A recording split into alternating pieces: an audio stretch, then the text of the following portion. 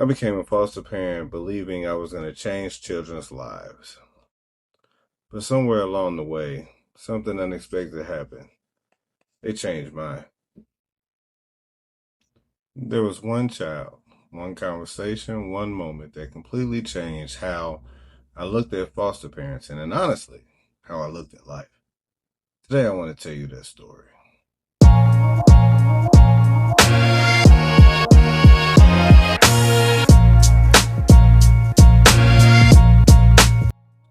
What's going on, good people? Welcome back to the Foster Parent Blueprint, where we share real stories, real struggles, and real laughter. See, when I first became a foster parent, I honestly thought that I was going to be the one doing all the teaching, right? And, it's crazy to think about is that kids teach us how they need to be parented, right? And so,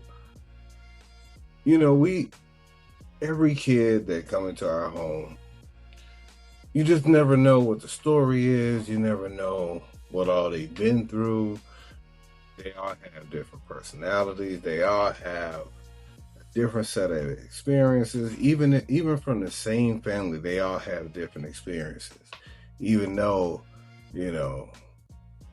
they might have went through the same level of neglect or abuse or whatever, how they witness that, how they deal with it, it's all going to be a little different. And so it was one Saturday morning. I was washing dishes, and one of the kids that we have now, he should be studied. Not all in a bad way, because he is very, very intelligent. This is part of the problem that I have with him, is that he's very, very intelligent. So I have no doubts that he is aware. But there was a Saturday morning where he was having a very hard time getting through his alphabet, getting through his numbers, and decided that today was not going to be the day that he was going to cooperate with anything, with anybody.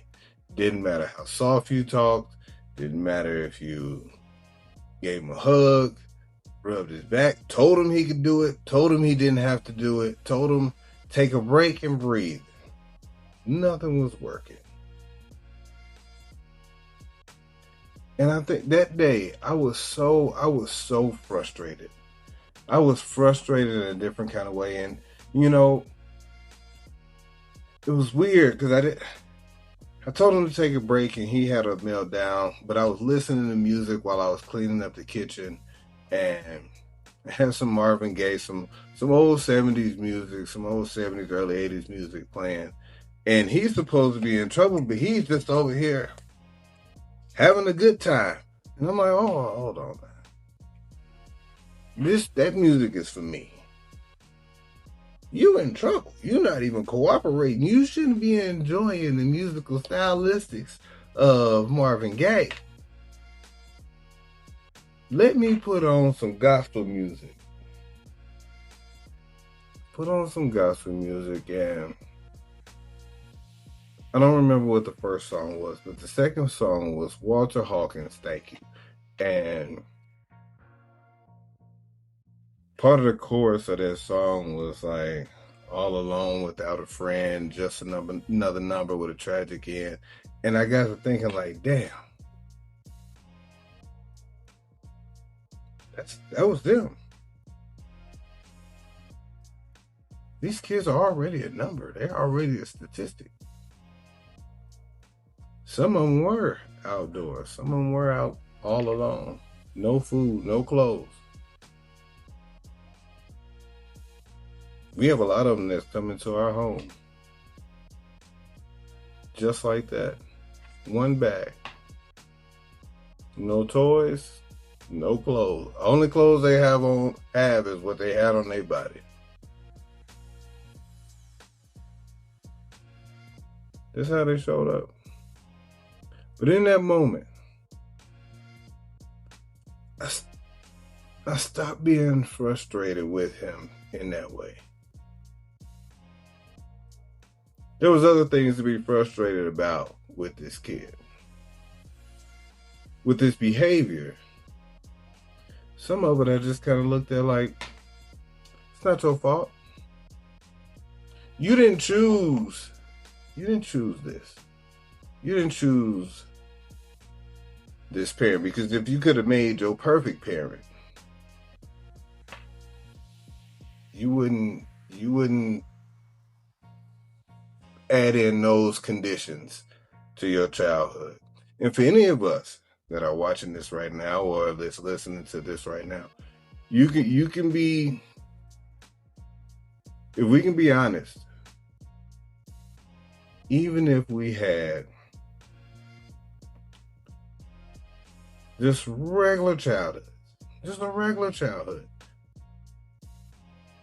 you would still take your regular childhood, growing up with your parent, and if it was just a regular, or in a regular house, going to a regular school and eating regular food every day, that you would definitely take that over what some of these foster kids have gone through before they met you.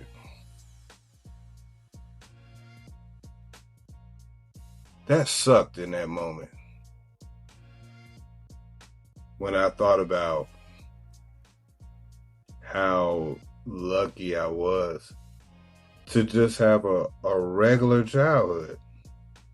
I couldn't imagine growing up without, hey, you can't live with your mom no more. You can't live with your dad no more. You can't live with either of your parents anymore. You got to go stay with these people.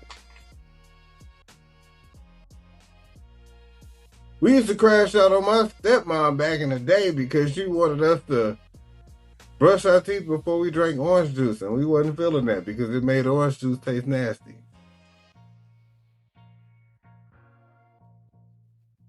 It happened. And it was a small thing to have a beef with a kid about, and as far as I'm concerned, when I was a kid. But this and what we go through now, just imagine what that looks like for somebody that's like, you're not even in your own home with with one of your parents, and somebody that's not your mom or not your dad telling you what to do. Now you're in a home where it's two people or one person, and you don't know. There's no safe haven. It's just you and maybe a brother, maybe a few siblings. Who knows? But these were the things. This is the reality of when somebody come into your home. They don't know how to exist in this space, in your space. They have no idea. It's not what they used to. Even if you look at it and it's like, look, I got a big yard and 2 dogs, and you get your own room, you get your own bed. They don't know what that looks like. They don't know the benefits of that. It's just something else. It's just something else. And so when I looked at that situation, and that was the moment in which I stopped being as mad at him. Stuff. Like I didn't get there with him. Because I'm like, damn, that wasn't your fault. I don't think you would have chose that.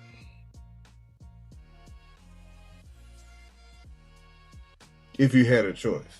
Not that you don't love your parents. I just don't think you would have chose the most difficult of settings to start your life with.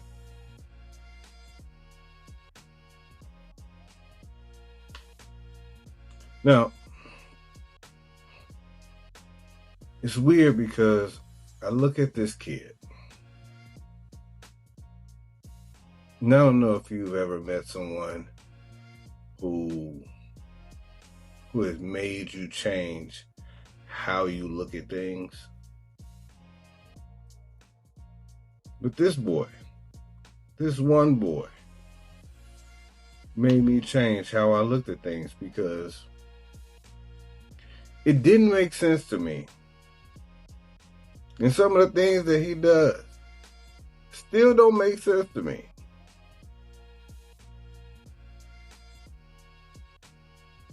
I have no idea. But what I will say is, he's changed the way I've looked at foster parenting. Because now, anytime that I've had to go up to the daycare, or anytime that I've had to give him a hug that he didn't want me to let go of, but he was going to keep crying to make me hold on, it was just something that, as a foster parent, you just have to do. You just have to do. You just have to give that hug. And here's the problem. Even though they know the words, they struggle with trying to say it. Hey, Mr. Jason, can I have a hug? Hey, Mr. Jason, can we just go sit on the stairs and hang out for a little bit? Can we just go upstairs away from them and just hang out for a minute? They don't say that. They don't say that. What they will do is get in trouble so that they can get that attention. They test those boundaries to see if you're going to keep showing up. I feel like they was getting in trouble on a day-to-day basis at the daycare just to see if I was going to show up. Just to see if I was going to show up again and again and again. Just to see if my wife was going to show up. Because we told them that we would show up. And unfortunately, and I'm not saying this to throw anybody up under the bus, not anyone in their past or currently, but if you've been a foster parent for any amount of time, you know that the level of turnover within the agencies and that deals with these kids, and the people that the social workers, that they have to deal with, the therapists, they always changing. And so, to be the one consistent thing in their life, they got to see. And they're going to test it. And certain kids are tested more than others. We have currently some kids in our home that are willing to test it. And they have found out that we will show up. We are there every day. And they need it. And we have to keep telling them, hey, you can just tell me. Unfortunately, kids communicate through behaviors more so than words. Even when they know how to say it, they'll be communicating or asking questions without saying a single word.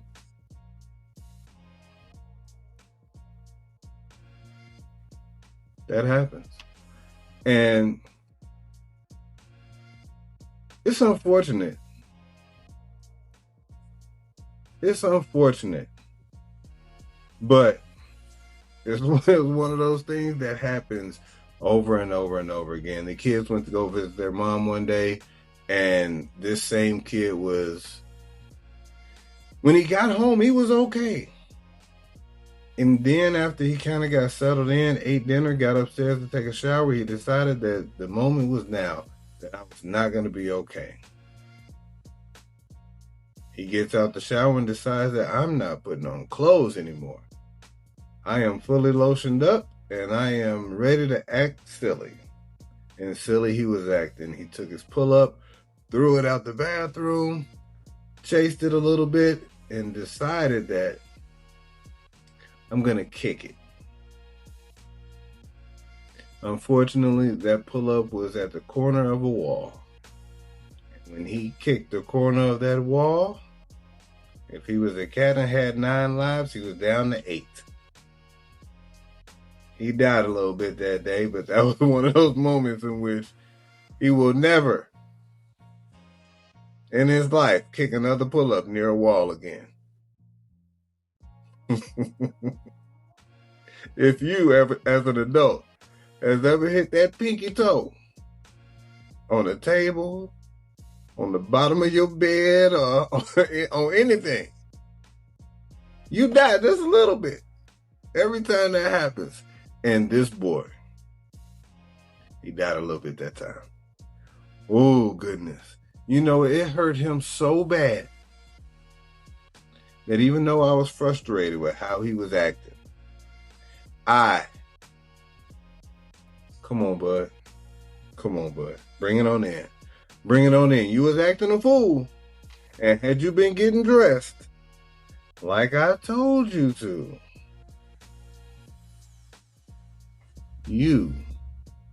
your toe would not feel like it was falling off your body. It's bad. It was so bad.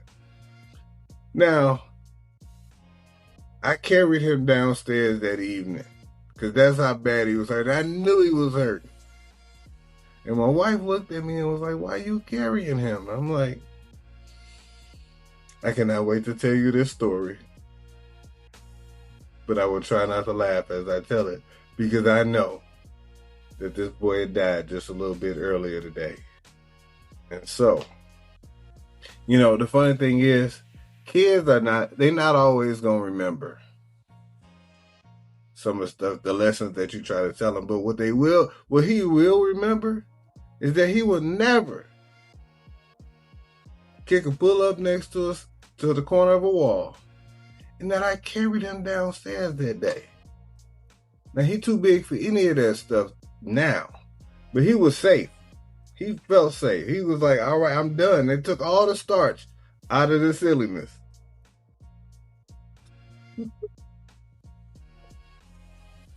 I shouldn't be laughing at these kids. But listen, if you're a foster parent, right, I want you to know something. You may never know which moment changes a child's life. It could be reading a bedtime story, cheering at a ball game, or making a birthday feel special. You have to understand that being there and being present, that's the biggest part of creating those moments that these children are gonna hold on to. All right. And so just understand, like, your presence is always, it's always necessary for that healing process to take place for these kids. Because they have siblings, but as far as like that consistent adult, like I mentioned earlier, you're that person. You just understand, like, some days, even as that person, even as your presence is what you are locked in, some of these days, it's going to be wins. Some of these days, it's going to be L's. Both of them matter. Just understand that, like, they both matter, the wins and the losses. But sometimes the greatest gift you can give is that consistency. So today's Blueprint Minute is brought to you by the 710 Print Shop. Today, I want to challenge you. Stop asking yourself, am I doing enough? Instead, ask yourself, did I do anything to help this kid feel safe today? Because that's where the healing begins. I love to hear from you. So, in the comments, go ahead, jump in the comments, and put in there one thing that a child has taught you. So one thing a child has taught me is, share it in the comments. I greatly appreciate it. Let's encourage each other. And before we go, I want to send a thank you to every foster parent, every kinship caregiver, adoptive parent, CASA volunteer, social worker, every person choosing to love children who need it the most. What you do matters. And remember, good people, the goal isn't to be the perfect foster parent. The goal is to be the safe place that a child never knew they needed. I'm Jason. This is the Foster Parent Blueprint, and I will see you next week. And until next time, good people, y'all stay safe in these streets. Thank you for tuning in to the Foster Parent Blueprint. We'll see you next time.